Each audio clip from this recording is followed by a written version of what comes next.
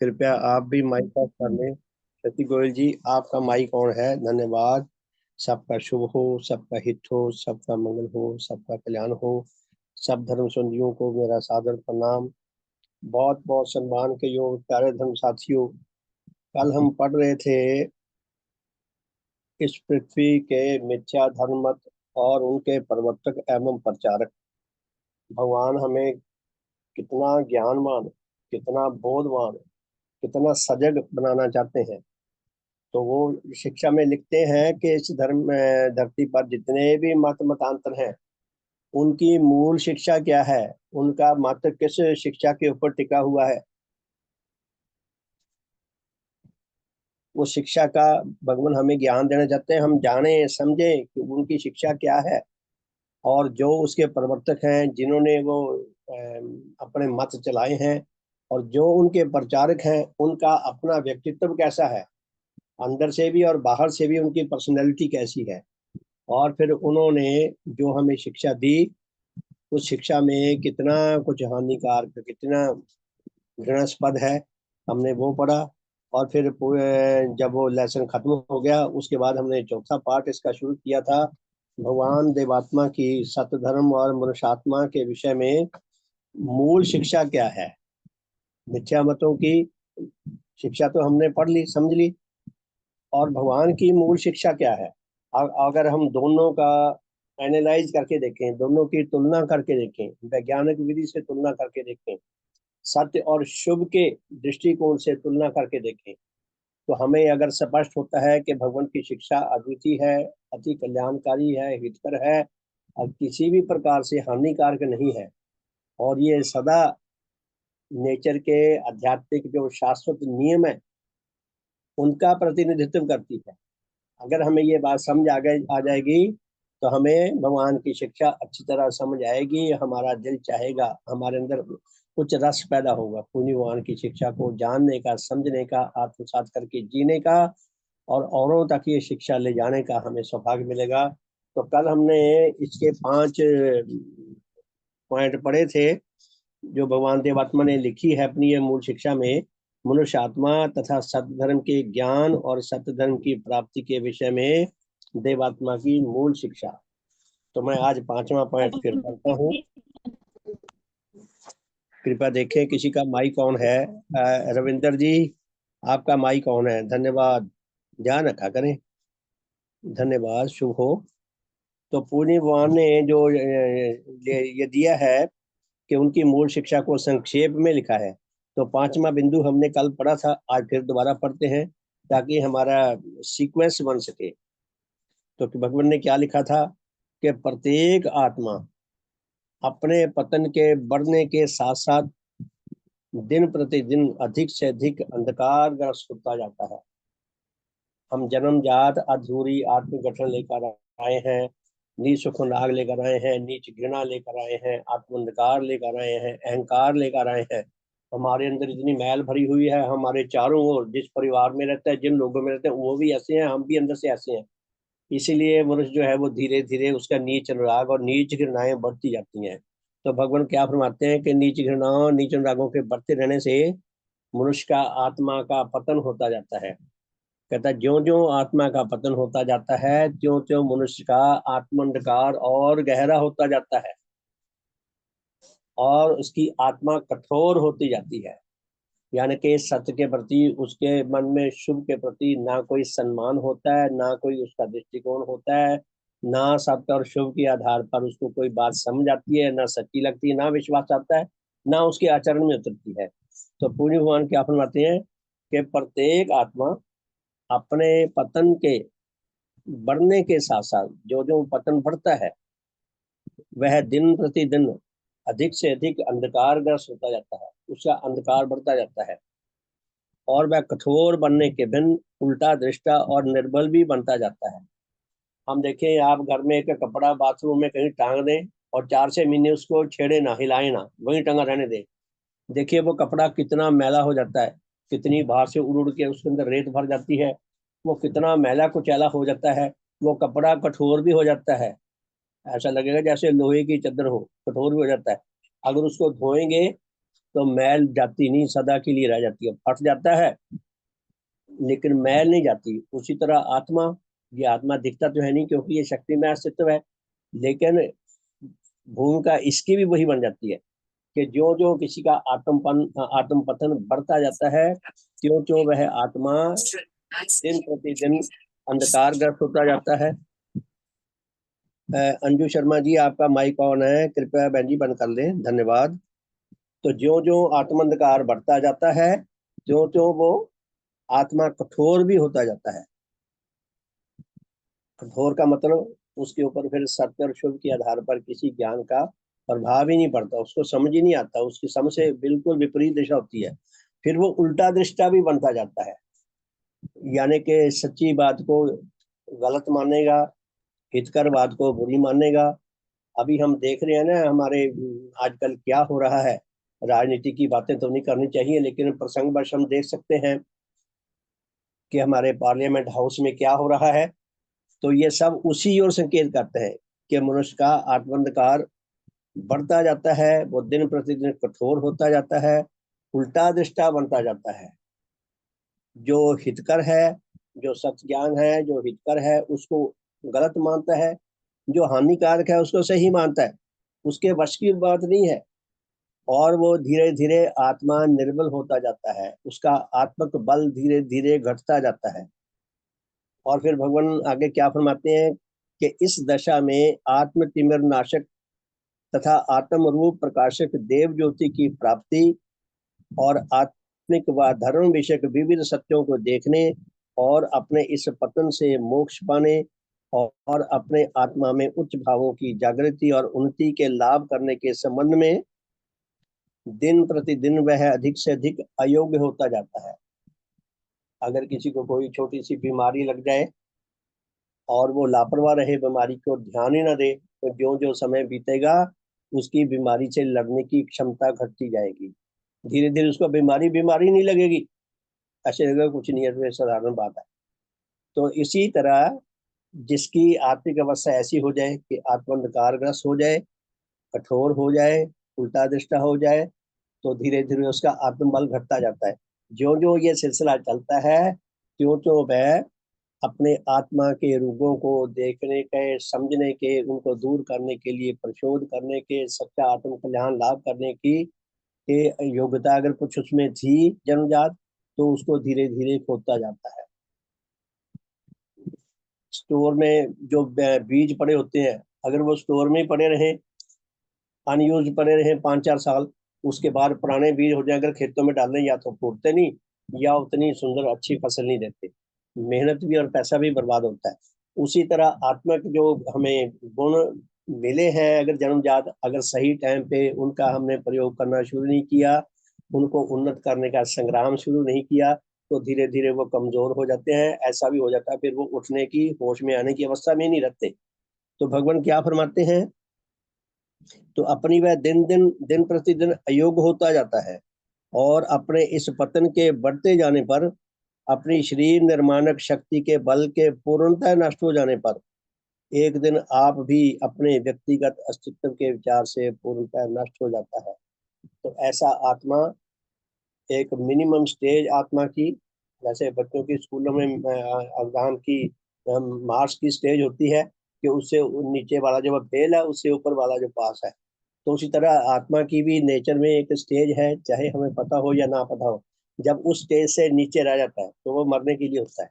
तो भगवान क्या फरमाते हैं कि ऐसा उसका पतन है, धीरे धीरे धीरे धीरे उसको आत्मिक मृत्यु के मुख में ले जाता है। अब छठी बात, मनुष्य के लिए मनुष्य के लिए अपने सब प्रकार के सुख अनुरागों और उसके इन अनुरागों से जिस जिस प्रकार की घृणाओं की उत्पत्ति होती है, उन घृणाओं का के दासत्व व अधिकार और उनके विकार से उद्धार लाभ करने की सच्ची मोक्ष है। तो भगवान ने सत्य मोक्ष की परिभाषा दी है। आमतौर पे दुनिया मोक्ष किसे मानती है कि जन्म मरण से छुटकारा, जन्म मरण से अगर छुटकारा मोक्ष होती तो इंसान सदा इसी चक्कर में रहता। मर गया तो जीवन लेने वालों की लाइन में खड़ा है कि मुझे दोबारा जन्म दो, जन्म ले लिया तो मरने वालों की लाइन में खड़ा है। तो ये क्रम कभी भी ना टूटता। ये जो बातें हैं ये शिक्षा शिक्षा नहीं है, ये तर्कहीन है, ये उद्देश्यहीन है, ये नेचर के अटल नियमों के विपरीत है कि जन्म मरण से छुटकारा सच्ची मोक्ष है। मैंने कईयों से पूछा कि आप ये बताओ कि अगर कोई आत्मा जन्म मरण से छुटकारा ले ले तो उसको उस समय क्या बोध होगा जब इस लाइन से बाहर निकल जाएगी, या कोई भगवान में लीन हो जाए तो वह कैसा फील करेगी, और भगवान में लीन ना होने से कैसा फील करेगी। ये तो वही बात होगी, जब तक आपने कोई मिठाई सामने पड़ी आपने खाई नहीं तो आपकी अवस्था मुंह की कुछ और है टेस्ट की, जब आपने खा ली तो अवस्था बदल गई। तो ये जो शिक्षा के नाम पर ये अनर्गल बातें हैं कि जन्म मरण से छुटकारा सच्ची मुक्ति मानते हैं, या ईश्वर में लीन हो जाना सच्ची मुक्ति मानते हैं। परम पुण्य भगवान देवात्मा ने नेचर संगत विज्ञान मूलक तर्कशीलता के आधार पर जो हमें अद्वितीय संदेश दिया है कि सच्ची मुक्ति क्या है। नीच सुख रागो नीच घिनाओं से सच्ची मुक्ति पाना, सच्ची शुद्धि पाना, और घृणाओं से अधिकार से विकार से सच्ची शुद्धि पाना सच्ची मुक्ति है। सत्य मोक्ष ये है। हम इसको और अच्छे ढंग से समझ सकते हैं कि नेचर में जो अस्तित्व जितना शुद्ध पवित्र होता है उतना वो हेल्दी रहता है, उतनी उसकी उम्र लंबी होती है। जो जो उसके अंदर मिलावट होनी शुरू हो जाए क्यों क्यों वो विकार युक्त होते होते मृत्यु की ओर चल पड़ता है। तो भगवान ने जो शिक्षा दी है कितनी शानदार है कि अगर किसी आत्मा में नीच राग भरे पड़े हैं, नीच घृणाएं भरी पड़ी हैं, तो वो बिना विकास कर्म का नहीं विनाश कर्म का साथी हो गया, तो विनाश होने के लिए है। तो सच्ची मुक्ति क्या है? सुख और रागों, सब प्रकार के सुख और रागों और उसके इन अनुरागों से जिस जिस प्रकार की घृणाओं की उत्पत्ति होती है, और घृणाओं के दासत्व व अधिकार और उनके विकार से उद्धार लाभ करना ही सच्ची मोक्ष है, सच्ची मुक्ति है। निसुख रागों निज ग्रहों से उद्धार लाभ करना सच्ची मुक्ति है। इसलिए इस पृथ्वी के कहलाने वाले धर्म संप्रदायों में इस सच्ची मोक्ष के विरुद्ध परंतु मोक्ष के नाम से जितनी और जिस जिस प्रकार की शिक्षा प्रचलित की है वह सब की सब पूर्णतः मिथ्या है, सच्ची मुक्ति नहीं है वो। तो सातवें संदेश में भगवान क्या फरमाते हैं? किसी भी मनुष्य की अपने आत्मिक पतन से सच्ची मोक्ष किसी कहलाने वाले देवता व देवी आदि से क्षमा चाहने व उससे किसी ऐसी क्षमा के मिल जाने के संबंध में अंधविश्वास के अंधविश्वास के कर लेने से प्राप्त नहीं होती। नेचर में क्षमा नाम की कोई चीज नहीं है। नेचर में तो नियमों का राज है, जो नियम पूरा हुआ उसका जो उसके अंदर फल विकसित हो गया वही फल मिलेगा। तो भगवान क्या फरमाते हैं कि किसी भी मनुष्य की अपने आत्मिक पतन से सच्ची मोक्ष किसी कहलाने वाले देवता व देवी आदि से क्षमा चाहने व उससे ऐसी किसी क्षमा के लिए के मिल जाने के संबंध में कोई अंधविश्वास कर लेने से वह क्षमा प्राप्त नहीं होती। प्यारे धर्म साथियों, जितना भी मानवता के पास ज्ञान है अनुभव है उसके आधार पर हम सबको ये अच्छी तरह समझ लेना चाहिए, अपने अनुभवों के आधार पर भी ज्ञान के आधार पर भी, कि नेचर का जो जीवन शैली है ये प्रैक्टिकल है। नेचर जो कुछ भी नेचर में हो रहा है वो प्रैक्टिकल है, व्यवहारिक है। व्यवहारिक अर्थात जो नेचर जिन नियमों का काम करने का अवसर मिला, जिन नियमों ने काम करने का अवसर पाया और उस काम किया उसके अनुसार जो परिणाम है वो मिलेगा। तो उसी तरह हमारे जीवन में भी अगर हमें मुक्ति पानी है, शुद्धि पानी है, उसके लिए परिशोध है, क्षमा मांग लेना। पहले तो अपराध कर लेना फिर क्षमा मांग लेना। क्षमा मांग लेने से मुक्ति नहीं मिलती, क्योंकि उसके क्षमा पाप से मुक्ति पाने की विधि कुछ और है। तो भगवान क्या फरमाते हैं? किसी भी मनुष्य की अपने आत्मिक पतन से सच्ची मोक्ष किसी कहलाने वाले देवता व देवी आदि से क्षमा चाहने व उससे किसी ऐसी क्षमा के मिल जाने के संबंध में अंधविश्वास के कर लेने से प्राप्त नहीं होती। किसी देवता पर विश्वास कर लिया कि वो मुझे माफ कर देगा, वो बड़ा दयालु है, वो बड़ा कृपालु है, वो मुझे क्षमा कर देगा, तो किसी से क्षमा मांग लेने से या किसी पर विश्वास कर लेने से मुक्ति नहीं मिलती। और ना ही किसी कहलाने वाले देवता व देवी के नाम व उसके संबंध में किसी मंत्र आदि के जप व स्तोत्र आदि के पाठ व भजन आदि के गान व किसी मूर्ति आदि के दर्शन व किसी नदी आदि में स्नान व किसी नदी के जल पान व शरीर पर किसी प्रकार के चिन्ह धारण करने से व अंधविश्वास मूलक किसी भी अन्य मिथ्या क्रिया के करने से यह क्षमा मिल सकती है। ऐसी क्षमा नहीं मिल सकती, क्योंकि क्षमा मिलने की नेचर में अपनी एक विधि है। भगवान ने परिशोध बताए हैं, हित परिशोध, हानि परिशोध, और हानि परिशोध विशेष करके कि अगर आप उचित मात्रा में, उचित समय में, सही समय में परिशोध कर लेते हैं तो एक सीमा तक मुक्ति मिल सकती है, क्षमा मिल सकती है। वो नेचर का सिस्टम क्षमा करता है। क्षमा क्या है? हमारे अंदर से वो विनाश कर्म का कार्य बंद हो जाता है, और धीरे धीरे जो अंदर की हमारी क्षति हुई है वो धीरे धीरे वो क्षति पूर्ति हो जाती है, तो फिर हम धीरे धीरे आगे बढ़ने के योग्य हो जाते हैं। ये क्षमा है। तो 8वीं बात भगवान क्या लिखते हैं?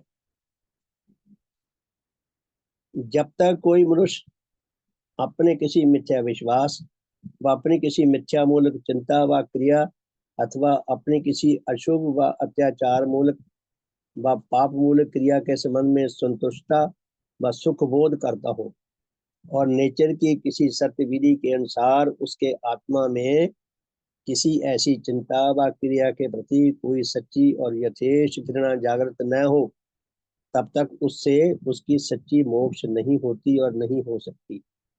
भगवान ने जो लिख दिया एक तरह का पत्थर पे लकीर है। तो भगवान क्या फरमाते हैं कि जब तक कोई मनुष्य अपनी किसी मिथ्या विश्वास, अपनी किसी मिथ्या मूलक चिंता व अपनी किसी मिथ्या मूलक क्रिया अथवा अपनी किसी अशुभ व अत्याचार मूलक व पाप मूलक क्रिया के संबंध में संतुष्ट रहता है, सुख बोध करता है, तब तक वो उससे उससे छुटकारा नहीं पा सकता, उस बुरी आदत है, उस पाप कर्म से। जब तक उसके अंदर अनुराग बैठा हुआ है अपने पाप कर्म के लिए, तब तक वो निरंतर चलता रहेगा। वो रोज रात को क्षमा मांग लेगा, सवेरे शाम को, और सवेरे फिर वही पाप करने लग जाएगा। तो इस तरह कहते मुक्ति नहीं मिलती। तो भगवान आगे क्या लिखते हैं? तो भगवान लिखते हैं कि उससे उससे मुक्ति नहीं मिलती। नेचर की किसी सत्य विधि के अनुसार जब किसी आत्मा में किसी ऐसी चिंता व क्रिया के प्रति कोई सच्ची यथेष्ट घृणा जागृत न हो, तब तक उससे उसकी सच्ची मोक्ष नहीं होती और नहीं हो सकती। भगवान फरमाते हैं कि जब तक किसी मनुष्य में अपनी किसी नीच चिंता, नीच गति के लिए उच्च घृणा, उच्च दुख पैदा नहीं होता, तब तक वह उस क्रिया को बंद भी नहीं कर सकता, वो निरंतर चलता रहेगा। 9वां पॉइंट क्या कहते हैं भगवान? जब तक किसी मनुष्य के आत्मा में अपने किसी पाप व अपनी किसी भी अन्याय मूलक व बुरी क्रिया के लिए सच्चे और यथेष्ट दुख की उत्पत्ति न हो, तब तक वह उसके लिए कोई सच्चा परिशोध नहीं कर सकता, और बिना किसी ऐसे सच्चे परिशोध के वह उसके विकार से शुभ पवित्रता भी लाभ नहीं कर सकता। जो मैंने पहले में बोल दिया वो इसमें उत्तर आ गया कि जब तक किसी मनुष्य के आत्मा में अपने किसी पाप व अपनी किसी अन्याय मूलक व बुरी क्रिया के लिए सच्चे और यथेष्ट दुख की उत्पत्ति ना हो, जब तक अपनी किसी नीच चिंता, नीच गति के लिए किसी मनुष्य में उच्च दुख पैदा नहीं होता, तब तक उसके लिए कोई सच्चा परिशोध वह तब तक वह उसके लिए कोई सच्चा परिशोध नहीं कर सकता, और बिना किसी सच्चे परिशोध के वह उसके विकार से सच्ची मुक्ति और पवित्रता लाभ नहीं कर सकता। हर कार्य के नेचर में करने की विधियां धीरे धीरे सही विधियां विकसित हो जाती हैं। अगर अगर जब कोई भी काम करना है उसकी जो सही विधि है, यदि हम उसको जाने, समझे, ज्ञान पाए, और उसके अनुसार यदि हम धैर्य से उसके साथ चलें, तो धीरे धीरे हमें उसमें सफलता मिलने की संभावना हो सकती है। तो प्यारे धर्म साथियों, भगवान ने कितने शानदार बातें कही हैं और कितनी तर्कमूलक और कितनी कर्म लिखी हैं। इनका क्रम नहीं बिगड़ा हुआ। अगर हम देखें तो कितना सिस्टम है इसमें। तो 10वीं बात भगवान क्या लिखते हैं?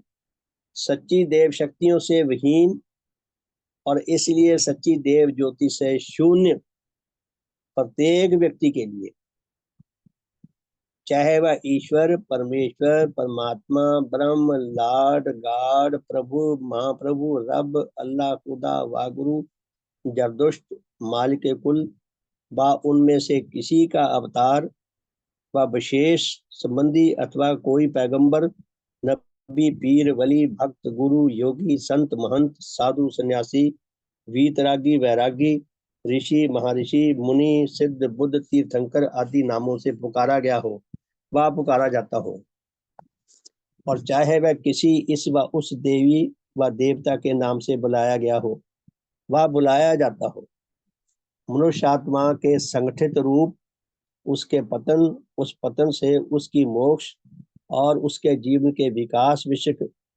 आदि महागुण सत्यों के संबंध में अज्ञानी व अंधकार का सोना और रहना अनिवार्य है। भगवान ने स्पष्ट कर दिया कि जो सरल शब्दों में, कि जो व्यक्ति देव शक्तियों से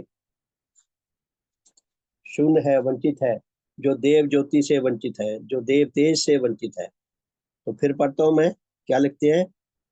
भगवान लिखते हैं कि सच्ची देव शक्तियों से विहीन, इसलिए सच्चे देव ज्योति से शून्य प्रत्येक व्यक्ति, चाहे वो दुनिया में कितनी महिमा मंडित किया जाए, किसी भी नाम से बुलाया जाए, किसी भी पद पे हो, उसका आत्मंधकार ग्रस्त रहना अनिवार्य है। किसी काम को करने की सही विधि जो है, या तो देवात्मा को ये देव ज्योति और देव शक्तियां मिली, उनको ये ज्ञान मिला, या जो भगवान देवात्मा के सच्चे श्रद्धावान बनेंगे, हम भगवान के चरणों में भी आ गए। अगर हमें श्रद्धावान ना हो, हम दिखावे के लिए श्रद्धावान बने रहे, तो भी हमें शिक्षा समझ नहीं आएगी। तो पूज्य भगवान ने जो फरमाया है कि भगवान देवात्मा की देव ज्योति जिसको प्राप्त होगी और भगवान के प्रति जिसके हृदय में सम्मान होगा, कृतज्ञ भाव होगा, उसको ये धीरे धीरे ये शिक्षा समझ आने की संभावना है, नहीं तो गहरे आत्मंधकार में रहेगा। 11वीं बात, सच्ची देव शक्तियों से विहीन और इसलिए सच्चे देव तेज से शून्य प्रत्येक व्यक्ति के लिए, चाहे वह ईश्वर, परमेश्वर, महेश्वर, विष्णु, शंकर, परमात्मा, ब्रह्मा, लॉर्ड, गॉड, प्रभु, महाप्रभु, रब, अल्लाह, खुदा, वाहगुरु, जरदुष्ट, मालिक कुल, व उनमें से किसी का अवतार व विशेष संबंधी, पैगंबर, नबी, पीर, वली, भक्त, गुरु, योगी, संत, महंत, साधु, सन्यासी, वीतरागी, वैरागी, ऋषि, महर्षि, मुनि, सिद्ध, बुद्ध, तीर्थंकर आदि नामों से पुकारा गया हो।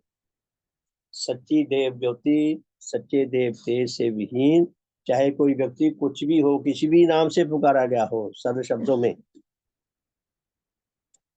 वह चाहे चाहे वह किसी इस व उस देवते व देवी के नाम से बुलाया गया हो या बुलाया जाता हो, क्या मनुष्य जगत और क्या इससे नीचे के जगतों के विविध अस्तित्वों के संबंध में आप विविध प्रकार के अन्याय व अत्याचार मूलक कर्म करना और औरों को भी उनकी शिक्षा देना अनिवार्य।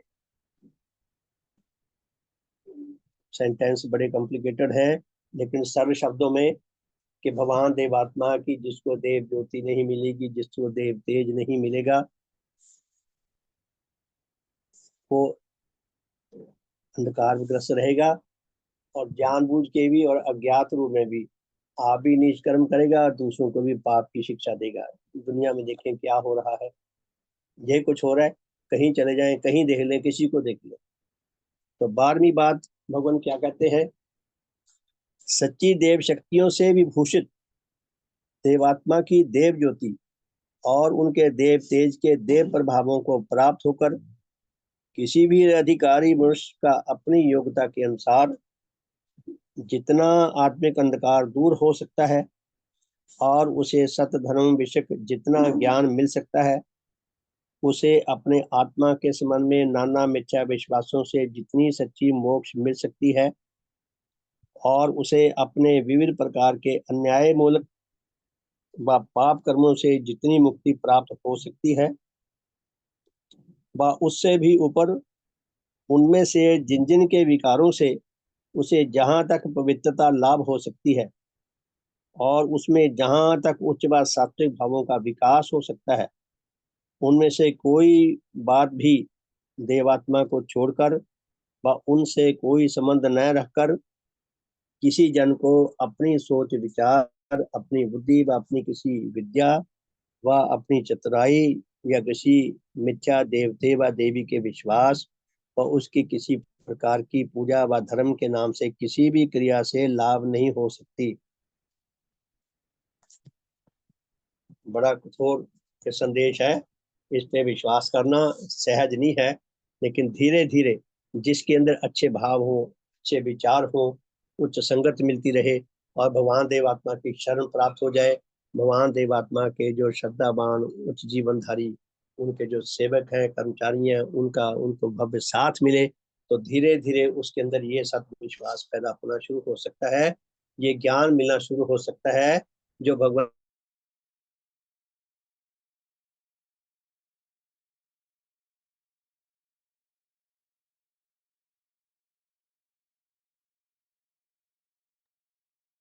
श्रीमान जी आवाज नहीं आ रही।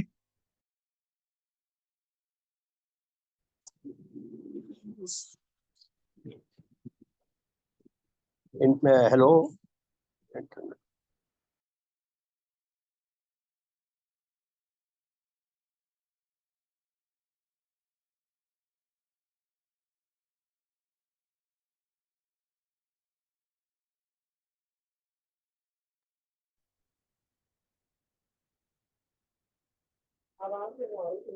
श्रीमान जी आवाज नहीं आ रही।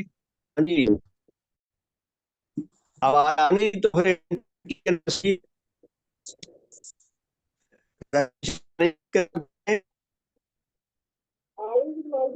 आवाज कट कट कट आ रही है।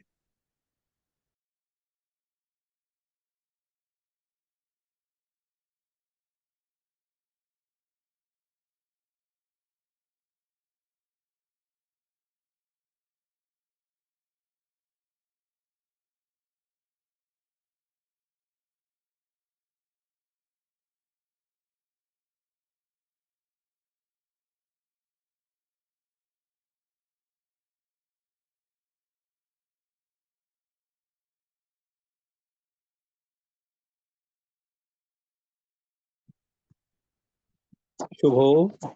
हाँ जी, आवाज आ रही है क्या? जी अब आ रही है। धन्यवाद धन्यवाद। इंटरनेट के भी सिग्नल वीक आते हैं ना, इसीलिए हो जाती है गड़बड़ी है। ठीक है जी, मैं 12वां पॉइंट द्वारा पढ़ता हूँ। तो भगवान लिखते हैं कि सच्ची देव शक्तियों से विभूषित देवात्मा की देव ज्योति और उनके देव तेज के देव प्रभावों को प्राप्त होकर किसी भी अधिकारी मनुष्य का अपनी आत्मिक योग्यता के अनुसार जितना आत्माधिकार दूर हो सकता है और उसे सत्य धर्म के विषय में जितना ज्ञान मिल सकता है, उसे अपने आत्मा के संबंध में नाना मिथ्या विश्वासों से जितनी सच्ची मुक्ति मिल सकती है, और उसे अपने विविध प्रकार के अन्याय मूलक पाप कर्मों से जितनी मुक्ति प्राप्त हो सकती है, वह उससे भी ऊपर उनमें से जिन जिन के विकारों से उसे जहाँ तक पवित्रता लाभ हो सकती है, और उसमें जहाँ तक उच्च व सात्विक भावों का विकास हो सकता है, उनमें से कोई बात भी देवात्मा को छोड़कर व उनसे कोई संबंध न रखकर किसी जन को अपनी सोच विचार, अपनी बुद्धि, अपनी किसी विद्या व चतुराई व किसी मिथ्या देवते व देवी के विश्वास व उसकी किसी प्रकार की पूजा व धर्म के नाम से किसी भी क्रिया से लाभ नहीं हो सकती। सरल शब्दों में भगवान देवात्मा के देव प्रभाव जब तक किसी अधिकारी आत्मा को समुचित मात्रा में प्राप्त नहीं होंगे, तब तक उसका आत्मंधकार दूर नहीं हो सकता, उसे अपनी आत्मा का सच्चा रूप नहीं दे सकता, आत्मज्ञान नहीं मिल सकता, आत्मबोध नहीं मिल सकता, निसुख रागो नीच गिनाओं से सच्ची शुद्धि, सच्ची मुक्ति नहीं मिल सकती, और उसमें उच्च जीवन का विकास नहीं हो सकता, जितना उसका विकास होने की संभावना है वो भी नहीं हो सकता जब तक वो देवात्मा उसके देव प्रभावों को लाभ करने का अधिकारी ना बने। सरल बात ये है। तो भगवान देवात्मा का देव रूप कितना अद्वितीय है। असल बात यह है कि भगवान देवात्मा के अतिरिक्त किसी को धर्म का वास्तविक रूप दिखाई ही नहीं दिया। आत्मा का वास्तविक रूप किसी को दिखाई ही नहीं दिया। जब उनके पास धर्म की आत्मा की सच्ची शिक्षा थी ही नहीं तो हमें देते क्या। ना उनके पास देव शक्तियां थी, ना उनके पास देव ज्योति थी, ना देव बल था, ना उनके पास विकास क्रम की शिक्षा थी, ना उनके पास वैज्ञानिक सोच थी। उनके पास वो शिक्षा थी ही नहीं तो वो कहाँ से देते। वो शिक्षा केवल भगवान देवात्मा के पास थी। इसलिए भगवान देवात्मा के जो सच्चे जीवंत देव प्रभाव हैं, जब किसी अधिकारी आत्मा को जितनी मात्रा में मिलते हैं उतनी मात्रा में उसे अपने आत्मा का वास्तविक रूप दिखाई दे सकता है। आत्मिक रोग दिखाई दे सकते हैं, आत्म अंधकार दिखाई दे सकता है, आत्म पतन दिखाई दे सकता है। उससे कैसे शुद्धि मिल सकती है वो ज्ञान मिल सकता है, आत्मा का बोध मिल सकता है। और जब किसी को देव तेज भगवान देवात्मा का आध्यात्मिक बल मिलता है, जितनी मात्रा में बल मिलता है उतनी मात्रा में उस स्तर तक जाके वो सच्ची भक्ति सच्ची शुद्धि लाभ कर सकता है। और उसी उच्च स्तर तक जाके वो अपने आत्मा की रक्षा और विकास लाभ कर सकता है। ये भगवान देव आत्मा का दावा है। और कितना शानदार कितना भव्य दावा है जो हम अपने जीवनों से प्रूव करते हैं। जो हमारा आत्मिक लेवल है, हम भगवान की सदैव वाणी को प्रूव करते हैं। जी मैं इसके योगियों से आगे जाने के योग नहीं हूँ। तो आगे भगवान क्या लिखते हैं। यह वह महासत्य हैं जिन्हें देवात्मा के भिन्न इस पृथ्वी में किसी और ने नहीं देखा और नहीं जाना और न ही प्रकट कर सका, और जिनकी देवात्मा के भिन्न किसी और ने कभी शिक्षा नहीं दी। भगवान ने कितना बड़ा चैलेंज किया, क्लेम किया, दावा किया कि ये महासत्य है हमारे आत्मा के ज्ञान के विषय में, धर्म के विषय में, जो केवल देवात्मा को दिखाई दिए। देवात्मा ही ये शिक्षा दे सके। फिर देवात्मा ने सच्ची देव शक्तियों को प्राप्त होकर और उन्हें विकसित करके आत्मिक तिमर नाशक और आत्मिक रूप प्रकाशक जो देव ज्योति लाभ की है, और मिथ्या और अहित विनाशक और उच्च भाव उत्पादक जो देव तेज प्राप्त किया है, उनकी इस अद्वितीय देव ज्योति और उनके इस अद्वितीय देव तेज के देव प्रभावों को पाकर सैकड़ों अधिकारी आत्माओं का उनकी अपनी अपनी योग्यता के अनुसार आत्मिक पतन से उद्धार हुआ है। और कितने ही आत्माओं में कई उच्च भावों व उच्च जीवन की उत्पत्ति हुई है। भगवान ने हमारे आगे कितने ही अपने सेवकों का कर्मचारियों का दृष्टांत रखा है। जो जो अधिकारी आत्मा थे भगवान की देव ज्योति और देव तेज संपन्न देव प्रभावों को जितनी मात्रा में लाभ करने के अधिकारी थे, जितनी मात्रा में वो लाभ कर सके उतना उनका जीवन का विकास हुआ। तो भगवान ने उनका दृष्टांत भी हमारे सामने रखा है। तो बहुत ही सुंदर बात है। तो आगे भगवान देवात्मा ने जो इसका अंतिम पड़ाव है ग्रंथ परिचय का भूमिका का, वो है ग्रंथकर्ता की शुभ कामना। बहुत बहुत सम्मान के योग प्यारे धर्म साथियों, भगवान देवात्मा ने देव शास्त्र चौथे खंड के अंत में 4-5 चैप्टर लिखे हैं, जिनमें 2 चैप्टर हैं। एक तो है प्रार्थना विषय और एक है शुभ कामना विषय। तो उनको मैंने भी कई बार पढ़ा है, आपने भी पढ़ा होगा, हमने सभाएं भी सुनी है। तो उनके प्रार्थना में और शुभकामना में जो बात मुझे सबसे ज्यादा अच्छी लगी, समझ आई, वो ये कि हम जो भी प्रार्थना करें या शुभ कामना करें उसमें हमारा स्वार्थ नहीं होना चाहिए, सबका उसके अंदर भला निहित होना चाहिए। हम जब सबके भले को लेकर प्रार्थना करते हैं उसमें हम भी आ जाते हैं, हमारा भी भला हो जाता है। तो भगवान ने ये शुभ कामना की है, इतना भव्य इतना शानदार ग्रंथ दिए। और फिर भगवान के हम हृदय के भावों को समझने की कोशिश करें, कितने उनके अंदर कोमलता है उनके भावों में, वो हमारा कितना भला चाहते हैं। इसलिए उन्होंने शुभ कामना की है हमारे लिए। तो क्या लिखते हैं भगवान, ग्रंथकर्ता की शुभ कामना। भगवान लिखते हैं कि ऐसा कि जिस विशाल नेचर ने अपने रूप के परिवर्तन चक्र में अपनी विकास विषयक गति के द्वारा सैकड़ों और सौर मंडलों की रचना के भिन्न अपने करोड़ों वर्षों के निरंतर कार्य से हमारे सौर मंडल की रचना की है। भगवान ने ये वैज्ञानिक बातें लिखी हैं कि जैसे और कितने सौर मंडल हैं और कितनी आकाश गंगाएं हैं, कितना कुछ है। तो नेचर ने जिस व्यवस्था में उनको बनाया, उसी में हमारे सौर मंडल का निर्माण भी किया है। और जिस विशाल नेचर ने हमारे सौर मंडल में हमारी पृथ्वी को प्रकट किया है, और हमारी यह पृथ्वी जो पहले अति उत्तप्त दशा में थी, हमारी पृथ्वी भी सूर्य जैसी आग का गोला थी। धरती में आग तो अब भी है लेकिन अंदर है, उस समय लाल अंगारे जैसी थी, बाहर से भी आग थी धरती में।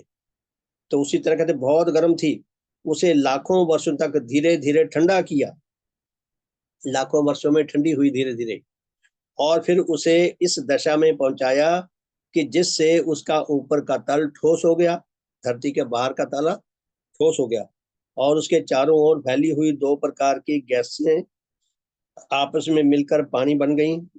हाइड्रोजन और ऑक्सीजन मिलकर पानी बन गई, और वह पानी हमारी पृथ्वी के नाना भागों में भर गया। समुद्र बन गए, बड़े बड़े विशाल समुद्र बन गए। और उसमें इस जल और उसके चारों ओर के वायुमंडल के अनुकूल दशा में पहुंच जाने से जहां जहां उसकी कोई निर्जीव शक्ति सजीव शक्ति बन सकती थी, वह सजीव शक्ति बन गई। नेचर के परिवर्तन विषय के नियम है। परिवर्तन दो प्रकार का होता है, नीच परिवर्तन, उच्च परिवर्तन। तो परिवर्तन के अधीन वातावरण धरती का बदला, और जल के कारण जो जो निर्जीव शक्ति जानदार शक्ति में बदल सकती थी, तो वो जानदार शक्ति बन गई। और जिस विशाल नेचर ने अपने इसी विकास कार्य के क्रम में अनुकूल दशा के आने पर इन सजीव शक्तियों में से जो जो जीवनी शक्तियां गठन प्राप्त जीवनी शक्तियां बनकर एक एक सेल के जीवित आकार बना सकती थी, उनके द्वारा पहले पहल एक एक सेल के जीवित आकारों को बनाकर उन्हें उद्भिद और पशु जगत के जीवों की भविष्य उन्नति में सहायक बनाया। तो जो जो जीवनी शक्तियां अपने लिए स्थूल आकार बना सकती थी एक एक कोशिका के सेल के बन के जीवों से, तो वनस्पति जगत और पशु जगत वहां से विकसित हुए। और फिर अपने ही विकास कार्य के द्वारा इन जीवित आकारों को परिवर्तन करके लाखों वर्षों में विविध प्रकार के घटिया और बढ़िया दर्जे के उद्भिद और पशु रूपधारी करोड़ों जीवों की उत्पत्ति की। निम्न श्रेणी के और उच्च श्रेणी के करोड़ों जीवों की उत्पत्ति की, वनस्पति जगत के भी और पशु जगत के भी। और जिस विशाल नेचर ने पशु जगत की एक व दूसरी शाखा की उन्नति को जारी रखकर उसमें से मनुष्य जगत का प्रकाश किया, और जिस विशाल नेचर ने मनुष्य जगत के उच्च परिवर्तन के क्रम में अपने लाखों वर्षों के कार्य के द्वारा सत्य और शुभ विषय सर्वांग अनुराग, और उसके विरुद्ध उसके विपरीत मिथ्या और अशुभ विषय सर्वांग घृणा शक्तियों से विशेष देवात्मा को आविर्भूत किया। भगवान बता रहे हैं कि जिस नेचर ने बेजान जगत से सौर्य मंडल में आया, वहां से धीरे धीरे धीरे एक कोशी जीव बने और धीरे धीरे विकसित होते नेचर के क्रमवार विकास में देवात्मा प्रकट हुए, देवात्मा बनाए नेचर ने।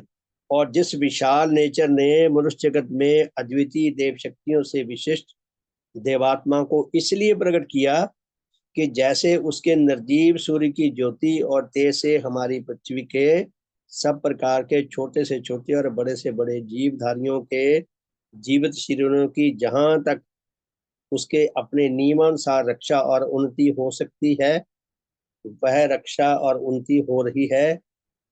वैसे ही जीवित जगत के सूर्य देवात्मा की देववृत्ति और उनके देव तेज के द्वारा मुख्यतः मनुष्य जगत और गौणतः उससे नीचे के जगतों की जीवनी शक्तियों की भी उसके नियमानुसार जहां जहां तक रक्षा और उन्नति संभव है, वह रक्षा और उन्नति हो, और वह उसके उस विकास कार्य को उन तरफों में और आगे बढ़ाएं कि जिन तरफों में उसका और आगे बढ़ना देव शक्तियों से विहीन मनुष्य जगत के आत्माओं के द्वारा संभव न था। तो प्यारे धर्म संबंधियों, बहुत ही जटिल शिक्षा है।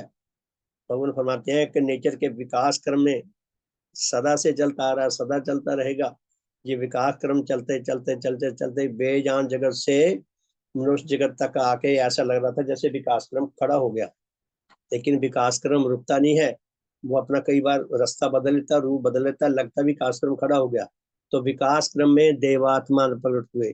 देवात्मा अननेचुरल तरीके से प्रकट नहीं हुए। देवात्मा कोई मिथ्या विश्वास नहीं है कि पैदा नहीं हुए थे, या जैसे आसमान से बच्चा आ गिरा हो, जो मिथ्या विश्वास है। देवात्मा नेचर के सच्चे नियमों, सच्ची विधियों के द्वारा सच्चे क्रम क्रम से विकास में देवात्मा प्रकट हुए, ताकि मनुष्य जगत जहाँ खड़ा हो गया उसका विकास ये आगे चल सके। और भगवान ने खुद लिखा है, आपने हमने पीछे शब्द पढ़े हैं कि विशेष रूप से मनुष्यों के आत्मिक जीवन की रक्षा और विकास हो सके, और नीचे के जगतों की भी जितना उनका भला हो सके, जितना विकास हो सके, उसके लिए नेचर ने देवात्मा को प्रकट किया, ताकि वो इस विकास के सिलसिले को आगे बढ़ा सके, कि जिन तरफों से उसका और आगे बढ़ना देव शक्तियों से भी मनुष्य जगत के आत्माओं के द्वारा संभव न था। जहां तक मनुष्य को सबसे विकसित प्रजाति माना जाता है, लेकिन अंतिम प्रजाति नहीं है कि विकास क्रम मनुष्य तक आकर रुक गया। फिर वो विकास क्रम क्या जो मनुष्य तक आकर रुक गया, मनुष्य का अपना ही विकास रुका हुआ था। तो नेचर ने अपनी व्यवस्था के अनुसार, विकास क्रम के अनुसार, उच्च परिवर्तन के नियम के अनुसार ये विकास करते करते भगवान देवात्मा को आध्यात्मिक देव सूर्य के रूप में प्रकट किया, ताकि मनुष्य का जो विकास क्रम रुका हुआ है ये गाड़ी आगे चल सके। और वह अपनी इन देव शक्तियों को प्राप्त होकर उनके देव प्रभावों के द्वारा उसके नाना दिशाओं में बंद विकास मार्ग के खोलने और उसके बढ़ाने व प्रशस्त करने का हेतु हो सके। तो देवात्मा को प्रकट किया ताकि मनुष्यों का विकास का सिलसिला आगे चल सके। और इसलिए जिस विशाल नेचर ने अपने विकास विषयक महान कार्य के प्रशस्त व उन्नत करने के लिए देवात्माओं को आविर्भूत किया। देखिए भगवान क्या कहते हैं कि नेचर, जिस विशाल नेचर ने अपने विकास विषयक महान कार्य के प्रशस्त व उन्नत करने के लिए देवात्मा को आविर्भूत किया। तो देवात्मा के बिना विकास क्रम रुका खड़ा था। देवात्मा को जो आविर्भूत किया, और जिस विशाल नेचर ने देवात्मा को आविर्भूत करके अपनी ही विविध गुप्त विधियों से उनके शरीर की रक्षा और पालना और उनके आत्मा में देव शक्तियों के विकास के पथ में नाना प्रकार से सहायता की। भगवान देवात्मा के देव रूप का आविर्भूत भी नेचर ने किया, भगवान के देव जीवन की रक्षा भी नेचर ने की। भगवान ने लिखा ना कि मुझे 3 बार मैं मरते मरते बचा हूँ, नेचर की व्यवस्था ने बचाया। और जिस विशाल नेचर ने देवात्मा में इन देव शक्तियों को विकसित करके उन्हें सत्य और शुभ का इतना गहरा अनुरागी बनाया कि वह सत्य और शुभ का राज्य लाने और मिथ्या और अशुभ का राज्य मिटाने व नष्ट करने के लिए अपनी सब प्रकार की शारीरिक, मानसिक, विद्या, धन, संपत्ति विषयक शक्तियों को अर्पण करके और सब प्रकार के आवश्यक त्याग करने के योग्य हुए। अपना सब कुछ समर्पण करने और त्याग करने के योग्य हुए अपने जीवन व्रत की सिद्धि के लिए। और उन्होंने अपनी 32 वर्ष की आयु में पहुंचकर अपने इस परम लक्ष्य के पूरा करने के निमित्त वह जीवन व्रत ग्रहण किया, कि जो व्रत उनसे पहले इस पृथ्वी में किसी और ने ग्रहण नहीं किया था। भगवान ने जो जीवन व्रत ग्रहण किया इसकी करोड़ों वर्ष पहले से आवश्यकता थी, लेकिन आज तक किसी को समझ ही नहीं आया था, किसी के अंदर योग्यता ही नहीं थी। तो भगवान को यह समझ आया, उनका योग्यता थी, उनका रूप जो था इतना महान था कि वो देव सूर्य रूप बन गए आध्यात्मिक जगत के। इसलिए भगवान ही ये व्रत ग्रहण कर सकते थे, और जिसका ग्रहण करना इन देव शक्तियों से विहीन किसी भी अस्तित्व के लिए संभव न था। भगवान ने जो जीवन व्रत ग्रहण किया है, यह जीवन व्रत देवात्मा के अतिरिक्त किसी और के लिए संभव नहीं था कि वो ग्रहण कर लेता, उस पर टिका रहता। और फिर आगे भगवान लिखते हैं, और जिस विशाल नेचर ने देवात्मा के इस अद्वितीय लक्ष्य की सिद्धि के लिए अपनी गुप्त विधियों के द्वारा जहां एक और अपने नियमानुसार जहां जहां तक और जिस जिस प्रकार से और जब जब जो जो सहायता मिल सकती थी उसकी प्राप्ति के निमित्त विविध प्रकार के सब सामान पैदा किए, उसी नेचर ने जिसने भगवान देवात्मा को पूर्ण विकसित आत्मा के रूप में प्रकट किया, उनको उनकी सब प्रकार से रक्षा की, उनको उनके प्राण हानि से उनकी रक्षा की। तो उसी नेचर ने भगवान देवात्मा के लिए वो हालात पैदा किए कि भगवान देवात्मा अपने देव जीवन से जो कार्य करने के लिए नेचर ने भेजा उनको करने के सक्षम हो सके, योग्य हो सके। तो आगे क्या लिखते हैं भगवान, वहां दूसरी ओर उनके परम लक्ष्य की महाकठिन महाविपद और संकट और दुख में राह में अपने नियमानुसार और अपनी ही गुप्त विधियों से उसकी महाभयानक रुकावटों महाविघ्नकारी दुर्घटनाओं से जब और जहां जहां तक रक्षा हो सकती थी उनसे रक्षा की। भगवान की हर प्रकार से नेचर ने रक्षा की जहां जहां तक हो सकती थी, और उन्हें दूर करने के निमित्त अनुकूल घटनाएं भी पैदा की। भगवान के जो देव जीवन में जो रुकावटें आ रही थी, जो दुख आ रहे थे, तकलीफें आ रही थी, उनके लिए नेचर ने अनुकूल घटनाएं भी पैदा की ताकि भगवान के जीवन की रक्षा हो सके, वो अपने कार्य में आगे सफल सिद्ध हो सके। वही विशाल नेचर, देखिए इसका निचोड़ क्या है, कहते वही विशाल और सत्य नेचर। नेचर सचमुच में है, नेचर काल्पनिक का सत्य नहीं है, सचमुच में है। हमें ये विश्वास अपने अंदर जागृत और विकसित करना होगा। वही विशाल, अति विशाल साइज में पता ही नहीं कितनी लंबी चौड़ी है, अति विशाल और सत्य नेचर वही अपने विकास पथ की रक्षक और वर्धनकारी। नेचर ही अपने विकास पथ की रक्षक है। अगर मनुष्य का बस चलता था नेचर का विकास क्रम को ही मार डालता, नेचर के विकास क्रम के अंदर ऐसे अड़चने डालता कि आगे बढ़ने ना देता। तो भगवान क्या लिखते हैं कि वही विशाल और सत्य नेचर वही अपने विकास पथ की सच्ची रक्षक और वही वर्धनकारी नेचर उनके वास्तव में अपने परम लक्ष्य की सिद्धि में आगे भी सदा सब प्रकार से उनकी सहायक हो। भगवान कहते हैं वही सच्ची नेचर, वही विशाल नेचर, वही अपने विकास पथ की रक्षक और विकास नेचर भगवान देवात्मा के मार्ग को भी प्रशस्त करे ताकि भगवान और आगे विकास कर सकें और दुनिया के भले के लिए और अधिक से अधिक संग्राम कर सकते हैं। तो भगवान क्या लिखते हैं, वही सत्य नेचर देवात्मा के इस ग्रंथ के द्वारा उनकी देव ज्योति को अधिकारी जनों के हृदयों में पहुंचाकर जहां जहां तक वह इसमें प्रकट किए हुए सत्यों को उन्हें दिखा सकती हो, वहां वहां तक वह उन सत्यों को उन आत्माओं में प्रकट करे और इस पृथ्वी में जितने और जिस जिस प्रकार के मिथ्या धर्म मत फैले हुए हैं उन धर्मों की उन महापतनकारी मिथ्याओं और दुराचारों से भरी हुई शिक्षाओं को भी उन पर प्रकट करे कि जिनके उद्धार पाने के बिना किसी संप्रदाय व समाज व जाति व देश के लोगों के उस सच्चे आत्मिक हित का मार्ग नहीं खुल सकता कि जो पूर्णता बंद पड़ा है।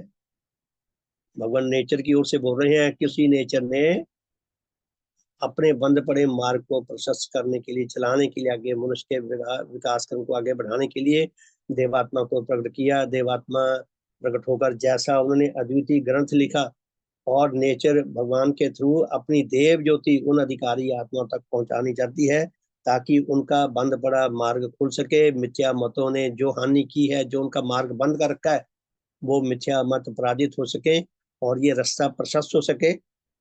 और जिसके खोलने और प्रशस्त करने के निमित्त ही उसने देवात्मा को आविर्भूत किया है। एक सेंटेंस में हम कहें तो भगवान देवात्मा को नेचर ने अपने अद्वितीय महान विकास क्रम को प्रशस्त करने के लिए देवात्मा को धरा पर आविर्भूत किया है कि वो सब प्रकार की धर्म के इतिहास में जितनी भी रुकावटें हैं, बाधाएं हैं, उनको दूर करके ये धर्म के मार्ग को प्रशस्त कर सकें।